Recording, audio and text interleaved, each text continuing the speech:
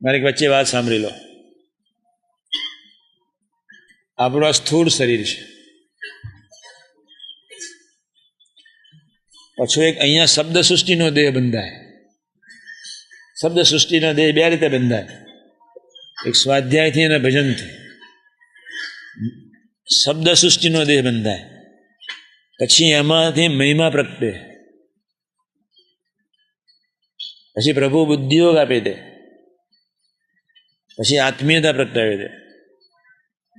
અને આત્મીયતાની શરૂઆત એટલે બ્રહ્મદેહની શરૂઆત થઈ જાય. પછી એના સંકલ્પે આત્મીય થયા સિવાય બ્રાહ્મી તનુ ક્યારેય કોઈ સંજોગમાં મળતું નથી. ખૂબ ધ્યાન રાખજો, કોઈ સંજોગમાં મળે નહીં. એટલે હું ફરી વર્ણન કરું છું. આપણા સ્થૂળ દેહમાં બેઠા છે,